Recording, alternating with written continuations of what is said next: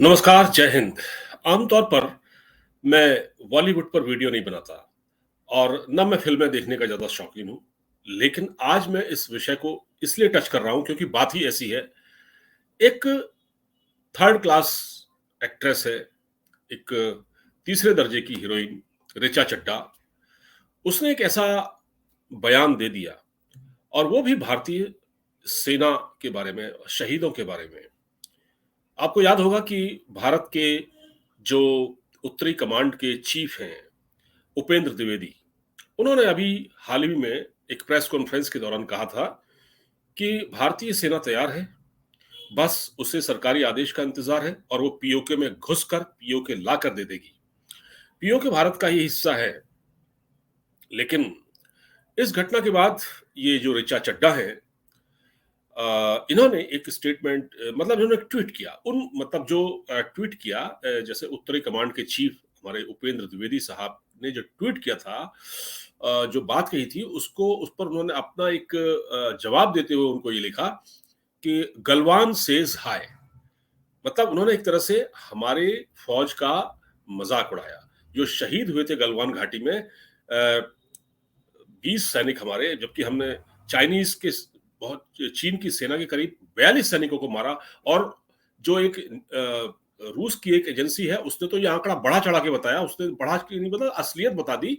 उसने कहा कि करीब 100 के लगभग सैनिक मारे गए हैं चाइना के। लेकिन ऋचा चड्ढा को पेट में दर्द हुआ। आखिर ये कौन लोग हैं?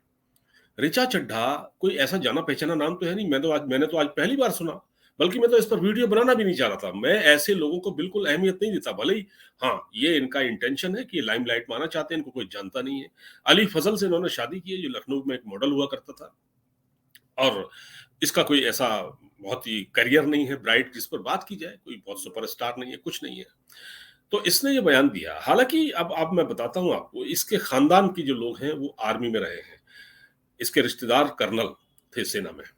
और इसकी जो माँ है वो पॉलिटिकल साइंस की टीचर है। लेकिन इसने जो बयान दिया है वो भारतीय सेना की इंसल्ट है, हमारे सैनिकों की। उनसे पूछिए, उन परिवारों से जो लोग मारे गए, जो सैनिक मारे गए, उनसे पूछिए कि कितना आसान होता है। देखिए, ऐसे लोगों का बायकॉट करना चाहिए। ये जो बॉलीवुड में ये सब जो हो रहा है ना, जो ये आप पिछले एक लंबे समय से जो कंट्रोवर्सी चल रही है, अब देखिए इनको काम नहीं मिल रहा था।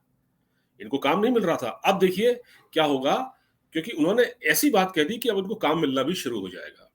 तो बॉलीवुड में जो भांड है ना, मैं थोड़ा-सा तल्ख भाषा इस्तेमाल कर रहा हूँ, करनी नहीं चाहिए थी। सब ऐसे नहीं भी हैं, ऐसा नहीं है कि सभी एक जैसे हैं, लेकिन स अक्षय कुमार के अलावा मैंने किसी का ऐसा कोई स्टेटमेंट नहीं सुना। अक्षय कुमार ने इनको लताड़ लगाई है कि इन्होंने क्या कह दिया ये।